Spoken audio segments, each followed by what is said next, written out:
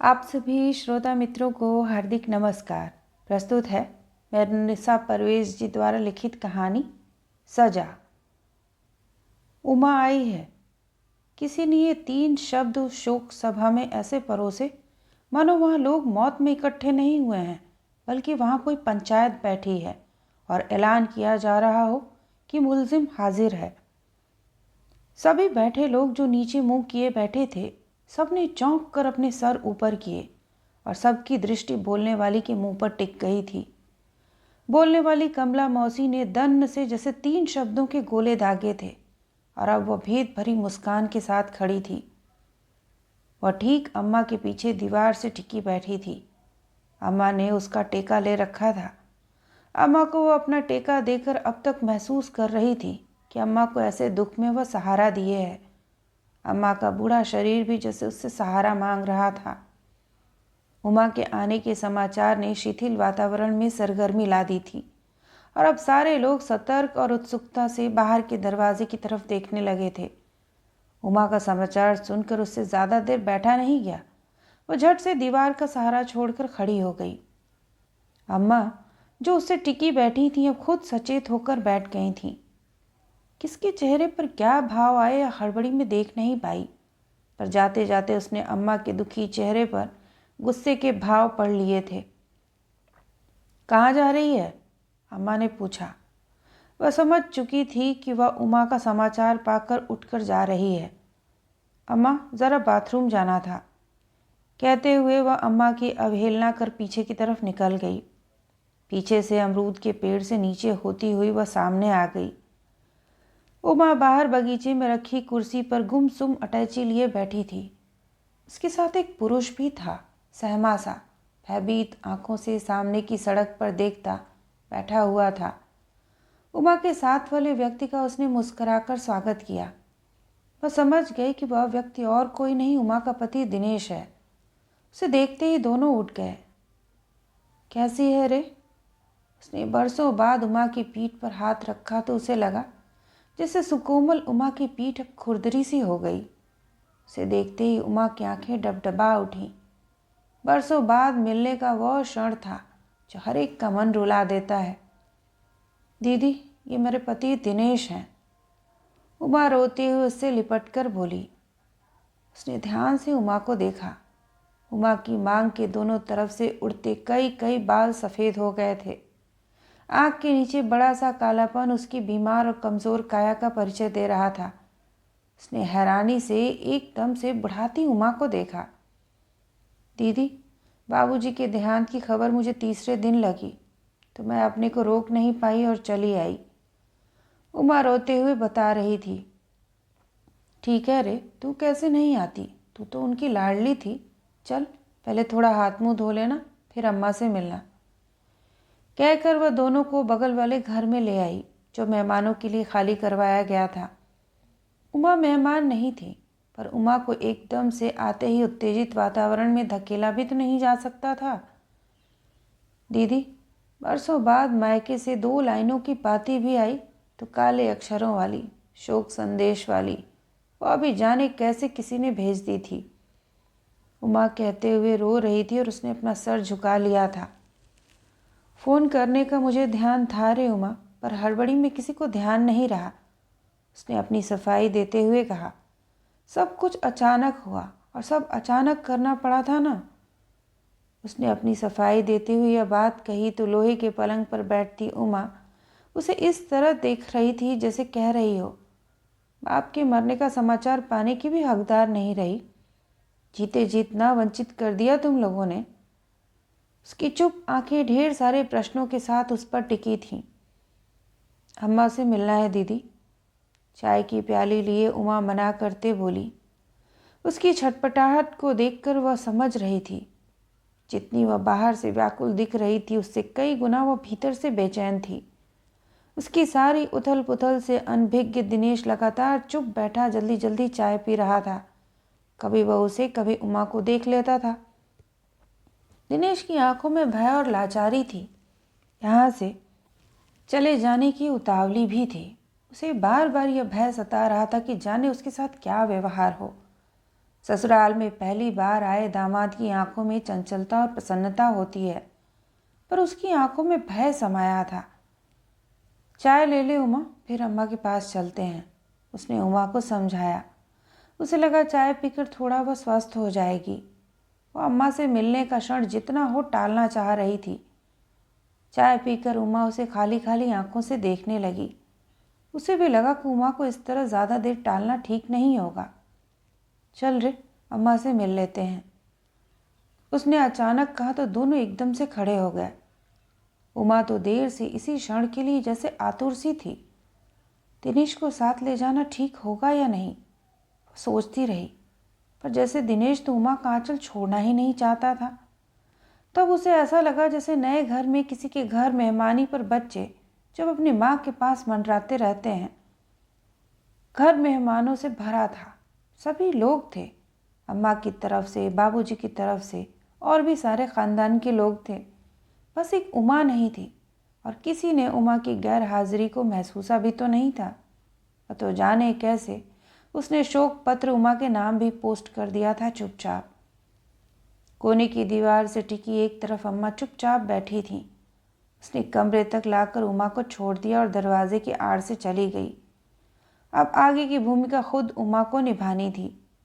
पहले तो उमा अकेले होकर घबराई, पर फिर तुरंत संभली। भीड़ को एक तरफ हटाती वो अम्मा के सामने जाकर बैठ गई। अम्मा पहले तो हक्की बक्की से सिकुड़ कर रह गईं, फिर उन्होंने उमा को एक नज़र देखा। उमा के आंसू धार बंधकर बह रहे थे। चाहे कितना हो अम्मा का कलेजा आखिर माँ का कलेजा था। उनकी ममता उमड़ी और वे उमा से बोली, बाप के मरने पर आई मोड़ी। अम्मा का इतना कहना था कि उमा के बेजान शरीर में प्राण आ गए और वह लपक कर अम्मा से कटे वृक्ष की तरह लिपट गई और उनकी गोद में पछाड़ खा खा कर रोने लगी। लगा जैसे उसने इतने बरसों से आंसुओं की गठरी बांध कर रख रखी थी और आज सारे बांध टूट गए थे। सैलाब उमड़ आया था। उमा का दर्दनाक कलेजा फाड़ रोना सड़क तक सुनाई दे रहा था। सारे लोग हिल गए थे, सारे घर में भूकंप आ गया था। उमा ने अपने आने की जैसे खुद ही मुनादी कर दी थी। उसे अपनी साड़ी कपड़ों तक की सुध नहीं थी। दिनेश हक्का बक्का अपराधी की तरह दरवाजे के कोने से चिपका घबराया सा उमा को रोता देख रहा था। उमा भीतर से इतनी भरी है उसने नहीं सोचा था। उमा तो जैसे माँ की दहलीज पर बूंद बूंद बरस जाना चाहती थी। उमा के अपराध की अपने आप जैसे माफ़ी हो गई थी। सब उसे समझाने बटोरने में लग गए थे। अम्मा खुद उमा की पीठ पर लौट कर रो रही थी। सारी जमा गंदगी, कूड़ा करकट जो संबंधों के बीच आ गया था सब बह गया। उमा जब रोते रोते थक गई और लगभग बेहोश सी हो गई, तब उसने जल्दी से बढ़कर उमा को लिटाया। उसके बिखरे बालों को समेटकर हाथ में पानी लेकर उसके मुंह को धुलाया, पोंछा। बेहोशी में भी रह रहकर वह रो उठती, फिर बेहोश हो जाती थी। भीड़ कम करो, तनिक हवा आने दो, लड़की हलकान हो रही है, कहते मौसी उसे हाथ का पंखा करने लगी। बिजली का पंखा चल रहा था, पर इतनी भीड़ में उसका असर नहीं हो रहा था। दिनेश भयभीत एकदम अपरिचित सा मुंह बाहे उमा को निहार रहा था। अम्मा, यह दिनेश है। उसने दिनेश का परिचय अम्मा से कराया। दिनेश हाथ जोड़कर अपराधी की सी मुद्रा में खड़ा हो गया था। अम्मा दिनेश को थोड़ी देर तक ताकती रहीं, शून्य आंखों से, पर कुछ बोली नहीं। उसने दिनेश को बाहर वाले कमरे में बैठाया जो बाबूजी का था। अम्मा के मौन ने जैसे स्वीकृति दे दी थी उनके आदर के लिए। बाबूजी के कमरे में सहमा सा दिनेश सोफे पर बैठा बाबूजी के लगे चित्रों को देख रहा था। बाबूजी नहीं थे, पर उनके कमरे में उनके होने का आभास अभी भी पूरी तरह जीवित था। लगता था बाबूजी कहीं यूं ही चौराहे तक टहलने निकल गए हैं। बाबूजी को इस दुनिया से गए पूरे 8 दिन हो गए थे, पर अभी तक यह विश्वास नहीं होता था कि बाबूजी नहीं रहे। बाबूजी बस रोज की तरह टहल कर आ जाएंगे, जूते उतार कर, चश्मा लगाकर मसनद पर बैठकर कोई किताब पढ़ने लगेंगे और फिर बीच में सिर उठाकर कहेंगे कि क्या शोर मचा रखा है। बाबूजी वीर सिपाही थे जिन्होंने कभी अपने हथियार नहीं रखे। रिटायर होने के बाद भी उसी तरह चुपचाप 10:30 बजे तैयार होना, चुपचाप खाकर ठीक दफ्तर के समय घर से निकलना, फिर सारा दिन इसके उसके घर दुकान पर बैठकर ठीक 5 बजते ही घड़ी की सुई के साथ घर लौटना, यह उनकी आदत में शामिल हो गया था। बाबूजी के इस रोजाने के कार्यक्रम से सबको आपत्ति थी, पर किसी में साहस नहीं था उन्हें टोकने का। 9:30 पर कोई बाथरूम में नहीं घुसता था, क्योंकि बाबूजी को जाना होता था। 10 बजे बाबूजी की थाली ढककर उनके सामने रख दी जाती थी। ठीक 10:30 बजे वे पहले की तरह सजे बजे घर से निकल पड़ते। जब शाम को लौटते तो जाने क्यों वे खोए खोए से रहते। काफ़ी देर आकर अपने कमरे में चुप से कुर्सी पर बैठे रहते। काफ़ी देर तक कोई भी उनके कमरे में जाने का साहस नहीं करता। फिर अम्मा हाथ में चाय का प्याला लेकर कमरे में देने जाती थीं। तब वे चौंक कर सतर्क होते और फिर अपने को ढकने लगते। इधर काफ़ी दिनों से बाबूजी का ब्लड प्रेशर बढ़ गया था। डॉक्टर चाचा, जो बाबूजी के बचपन के सहपाठी थे, और वे ही सारी उम्र बाबूजी की देखभाल करते थे, बस केवल उन्हीं का कहा मानते थे, वरना बाबूजी किसी की नहीं सुनते थे। चोरी छुपे वे घुमा फिरा कर कहने लगे थे, भाभी इन्हें बाहर जाने से रोको, दिन में घर में आराम करें। किसी में भी हिम्मत नहीं थी कि उनके टाइम टेबल में ज़रा भी कोताही करे। एक दिन दाल नहीं बन पाई या अम्मा ने जानबूझकर देर कर दी तो बिना खाए पिए चले गए। एक दिन खुद जब अम्मा ने डॉक्टर चाचा से कहा कि आप खुद उन्हें बाहर न भटकने और घर में आराम करने की कहो, तो डॉक्टर चाचा अकबकाकर कन्नी काट गए। सब जानते थे बाबूजी को रोकना या टोकना एक बड़े काल को, विपत्ति को न्योता देना है। जिस व्यक्ति ने पूरे 40 बरस नौकरी की हो, आंधी पानी बीमारी मौत में भी एक दिन की छुट्टी नहीं ली, घर में नहीं रुका, उस व्यक्ति को इतने बरस बाद रोकना या टोकना समय को रोकना था। बाबूजी को घर परिवार मोहल्ले नातेदार दोस्तों ने घड़ी की सुई की तरह चलते देखा था, रुकते नहीं। उनका रुकना घड़ी की बैटरी खत्म होना था। उनके बगल वाला छात्र हमेशा उनका सहपाठी रहा। सर्दी गर्मी बरसात हमेशा साथ रहता, कभी कहीं नहीं छूटा, न कभी चोरी हुआ। समय के पाबंद बाबूजी को किसी ने बिस्तर पर पड़े नहीं देखा, रुकते नहीं देखा। चलते तो इतना तेज कि कोई उनके साथ चल नहीं पाता। अम्मा कभी साथ होती तो अम्मा और बाबूजी में आधा फरलांग का फासला होता। अम्मा नाटे कद की भारी शरीर की थी, चलती तो बहुत ही धीरे, चींटी की तरह। वो या उन भाई बहन कोई भी उनके साथ नहीं चल पाता, सबको दौड़ लगानी पड़ती।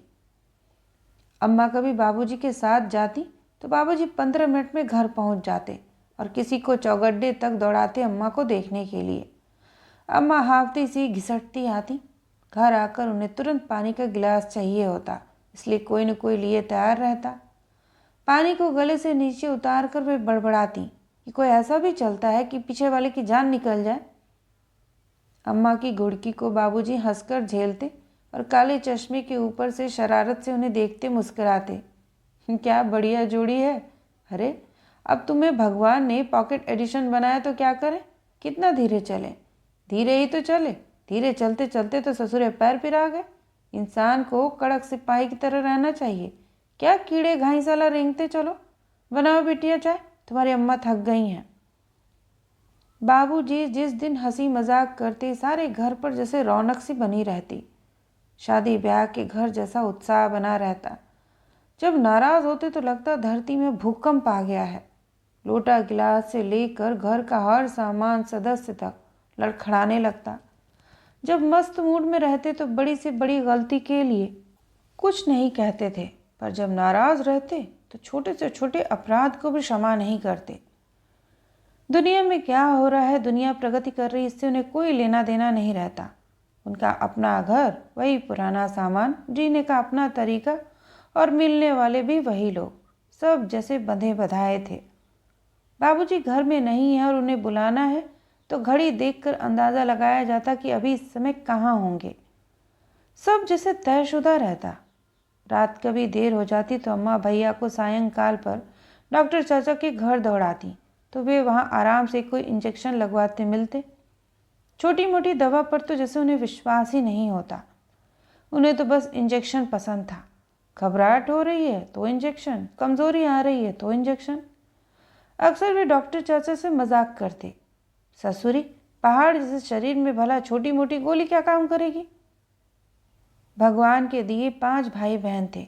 जब सब छोटे थे तो ठीक ठाक थोड़े में गुजर हो जाती थी।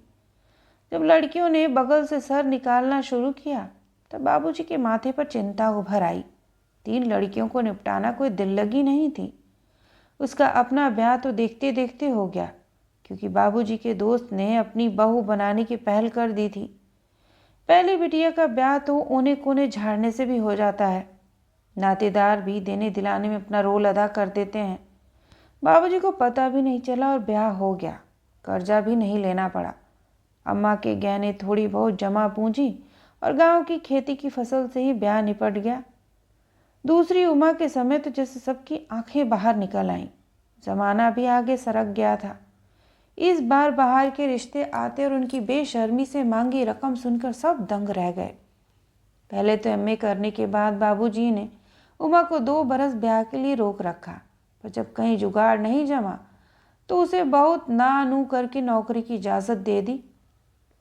उमा ने भी रो रो कर नौकरी के लिए हामी भरवा ली थी। उमा को बैंक की नौकरी से पूरे 3,000 नगद जो हाथ में आते, उसने सबके मुंह बंद करवा दिए थे। 3,000 का आकर्षण बहुत बड़ा था। जब उमा पहली तारीख को पूरे 3,000 बाबूजी के हाथ में लाकर रखती तो बाबूजी और अम्मा के चेहरे चमक उठते थे। बरसों के पुराने घिसे पिटे सामान से मुक्ति मिली थी। पुराना सोफा बेचकर नया आ गया था। घर में गोदरेज की अलमारी और फ्रिज जो सपना थे वह भी उमा ने बैंक से लोन लेकर खरीद लिए थे। अम्मा के पास अच्छी ढंग की साड़ियां आ गई थीं। घर की दशा में सुधार आ गया है, यह कोई आंख का अंधा भी भांप सकता था। मोहल्ले में दबी जबान से चर्चा करते, देखो फला की बेटी बेटे से बढ़कर गुणी निकली, कैसे बेटे के बराबर कमाकर बाप को दे रही है। उमा सारे मोहल्ले में उदाहरण बन गई थी। अम्मा बाबूजी बहुत प्रसन्न रहने लगे थे कि उनके भी दिन फिर गए। उमा के ब्याह की चर्चा जो नौकरी के पहले घर मोहल्ले रिश्तेदारों में चलती थी वह अकस्मात बंद हो गई थी। इस प्रकरण की नस्ती को ही जैसे बंद कर दिया गया था। अब इस विषय पर कोई चर्चा नहीं होती, न कोई टिप्पणी करता। पहले तो बिस्तर से उठते ही अम्मा उमा के ब्याह की चर्चा का विषय खोलकर बैठ जाती थी। हर लड़की की खोजखबर अम्मा रखती थी। उमा अपने कमरे में अपराधी की तरह सिकुड़ी बैठी रहती थी। और अब उन सब बातों को लोग भूल गए थे। यह बात सब मान चुके थे कि अब इस विषय पर चर्चा नहीं होनी है। सबने सर्वसम्मति से जैसे यह प्रस्ताव कर दिया कि इस प्रकरण पर चर्चा ही ना हो। उमा भी दबे घुटे वातावरण से निकलकर खुलकर सांस लेने लगी थी। जब उमा ने पहली बार स्कूटर लिया तब तो जैसे सारे मोहल्ले की औरतों ने भगवान के आगे उलाहना भरे आंसू चढ़ाए कि ऐसी सुघड़ कन्या उन्हें क्यों न दी। और जब भी स्कूटर पर निकलती तो औरतें, बूढ़े, मर्द, जवान सब मुंह फाड़ कर देखते, मानो कोई किसी अजूबे को देख रहे हों। पूरे 2 साल बड़े अच्छे गुजरे। घर में कोई परेशानी कलह नहीं थी। एक दिन अम्मा जब ऑफिस से लौटकर उमा ने अम्मा के आगे रसोई में खुद खड़े होकर अपनी ब्याह की चर्चा चलाई तो जैसे कई कई नाक फन काट कर खड़े हो गए चारों तरफ। उस दिन सारे घर पर बदली छाई रही। रात किसी ने खाना नहीं खाया। सारे घर में सुगबुगाहट सुलगती रही कि उमा ब्याह करना चाहती है, वो भी अपने मनपसंद हीरो से जो दूसरी जात का है। उमा के ब्याह की बात घर में दोबारा शुरू होते जैसे हंगामा सा खड़ा हो गया। जो चर्चा पहले सुखद लगती थी वही अब दुखद लगने लगी थी। रात भर चर्चा के बाद सुबह बंद पिटारी में धर दी गई या टीप लगाकर कि बेकार के विषय जिनका अब इस घर से कोई संबंध नहीं, इन मुद्दों को बार बार उठाने से कोई लाभ नहीं। सुबह घर का वातावरण फिर पहले जैसा सामान्य हो गया। उमा भी समझ गई थी घर वाले उसकी बात को मान्यता नहीं देंगे। जाने कैसे इस विषय की भनक सारे मोहल्ले में लोगों को लग गई थी और लोग दबी जुबान से विचार करने लगे थे। उमा यदि शाम को देर से घर लौटती तो घर पर कोई प्रश्न नहीं पूछता, पर शंका से सब उसके शांत चेहरे पर कुछ अशांत भाव को ढूंढने लगते। उमा को देख कहीं से यह नहीं लगता कि भीतर से कहीं अशांत है। उस दिन तो जैसे घर में कोहराम सा मच गया जब उमा 11 बजे रात तक भी नहीं लौटी। घड़ी की सुई आगे और आगे बढ़ती गई पर उमा का कहीं पता नहीं था। बाबूजी कई बार जूते पहनकर चौराहे तक देख आए। अम्मा तक जब रास्ता देख देख कर थक गईं तो चप्पल पैरों में डाल गली की आखिरी छोर तक डोल आईं चुपचाप, ताकि कोई देख न ले। देखते ही मोहल्ले के लोग पूछ परख शुरू कर देते हैं। रोज सुबह अम्मा शंकर जी के मंदिर में जल चढ़ाने जाती थीं, पर दूसरे दिन नहीं गईं। बाबूजी 2 बार उमा के दफ्तर चक्कर काट आए। उमा के दफ्तर से पता चला कि उसने 1 महीने की लंबी छुट्टी ले रखी है। सुनकर बाबूजी हक्के बक्के रह गए।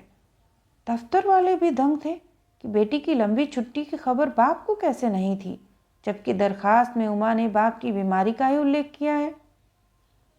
बाबूजी किसी तरह हाँ हूँ कर खुलती बात को ढकते लौट आए। उनके लौटते ही अम्मा को चक्कर आ गया। उनका ब्लड प्रेशर एकदम लो हो गया था। डॉक्टर चाचा के लिए तो जैसे घर में ही अस्पताल खुल गया था। अम्मा को संभाले या बाबूजी को, घर एकदम मनहूस सा लगने लगा था। खाना पकता था, कभी खिचड़ी तो कभी दलिया, वो भी डॉक्टर चाचा की डांट पर खाया जाता। 1 दिन 2 दिन और फिर पूरा सप्ताह ही बीत गया। आखिर कितने दिन और बात दबकर रह सकती थी। कोई न कोई व्यक्ति बाहर दिखता तो पूछ बैठता, उमा दिखती नहीं, क्या बात है, बीमार है क्या? जाने कितने प्रश्न रोजाना घुमा फिराकर पूछे जाते। पहले तो धड़ल्ले से उसके स्कूटर को लोग आते जाते देखते थे, अब क्या हुआ? ठीक 8वें दिन उमा का टेलीग्राम दिल्ली से आया कि उसने आर्य समाज के मंदिर में दिनेश से ब्याह कर लिया है। टेलीग्राम की सूचना ने जैसे घर पर बिजली गिरा दी थी। सब भौचक के मुर्दनी सी छा गई। उमा ऐसा करेगी किसी ने कभी सोचा भी नहीं था। बात धीरे धीरे बंद दरवाजे से निकलकर हवा के साथ बाहर मोहल्ले में फैल गई। जब पहली बार मामी की सास ने आकर पूछा तो सबने सोचा मैरी ने बताई होगी, पर आखिर कब तक बात ढकी मुदी रहती। आखिर एक दिन तो सबको पता लगनी ही थी। और उस दिन तो हद हो गई जब उमा ठीक संध्या के झुटपुटे में लाल बनारसी साड़ी बांधे, गहने पहने, सिंदूर महावर लगे पैरों से जब टैक्सी से पति के साथ उतरी तो उमा की दिलेरी ने सबको पत्थर बना दिया। छोटी रितु ने जब दौड़कर भीतर अम्मा को समाचार दिया तो झट से बाबूजी की सलाह पर बाहर का दरवाज़ा बंद कर दिया। उमा सड़क पर हक्की बक्की खड़ी रह गई। पड़ोस की वर्मा चाची ने उमा और दिनेश को अपने घर बैठाकर 1 गिलास पानी पिला दिया था, पर जैसे उन्होंने इतना करके दुश्मनी मोल ले ली थी। फिर कभी अम्मा बाबूजी उनसे नहीं बोले। उमा पति के साथ जैसे आई थी वैसे ही लौट गई। वह समझ गई कि यह दरवाज़ा उसके लिए हमेशा हमेशा के लिए बंद हो गया था। सारा मोहल्ला अपने अपने दरवाजे के सामने खड़ा तमाशा देख रहा था। उमा रोते हुए लौट गई थी। अब उसकी गिनती कुलच्छनी की हो गई थी। चील चाहे मीलों चक्कर लगाकर अपना दायरा बढ़ा ले, पर वह उसी दायरे से वापस अपने बिंदु पर भी पहुंचती है जहां से उसने चलना शुरू किया था। उमा भी उसी मोह में बंधी घर लौटी थी। मनुष्य की मानसिक और सामाजिक व्यवस्था ऐसी है कि वह सामने वाले को कभी माफ़ नहीं करता। खुद तो रोज मंदिर और मस्जिद में जाकर रोता गिड़गिड़ाता माफ़ी मांगता है, पर खुद दूसरे को क्षमा करने की क्षमता नहीं रखता। मनुष्य की याद रखने की मनोवृत्ति, और वह भी दूसरों की गलतियों को याद रखने की मनोवृत्ति, बड़ी गजब की है। वह सामने वाले के गुण तो कभी याद नहीं रखता, पर उसके अवगुणों का लेखा जोखा हनुमान चालीसा की तरह याद रखता है। क्षमा करने की योग्यता उसमें नहीं है भी तो वह उस योग्यता को पनपने नहीं देना चाहता। बस इसी स्वभाव के कारण उमा का अपराध कभी क्षमा योग्य नहीं माना गया। उमा को पहले घर से, फिर रिश्ते से, फिर दिमाग से, यादों से निकाल दिया गया। कोई भूले से भी उसका नाम नहीं लेता था। बाबूजी ने जीते जी तो कभी उमा को क्षमा नहीं किया, पर जैसे मर कर उसके लिए जगह खाली कर दी थी। शाम को जब उमा उसके पास बैठी थी तो अचानक बोली, दीदी तुम सोचती हो मैं इस घर से चली गई थी? नहीं, मैं तो इन्हीं किवाड़ों से लगकर बरसों खड़ी रही कि शायद कोई द्वार खोल देगा। ठंड, बरसात और गर्मी, यानी हर मौसम में मैं यहीं बाहर खुले में खड़ी रही। उसने चौंक कर उमा को देखा और सोचने लगी, उमा को दी सजा क्या किसी आजन्म कैद से कम थी? तो यह थी बैरोनिसा परवेज जी द्वारा लिखित कहानी। सुनने के लिए आप सभी का धन्यवाद।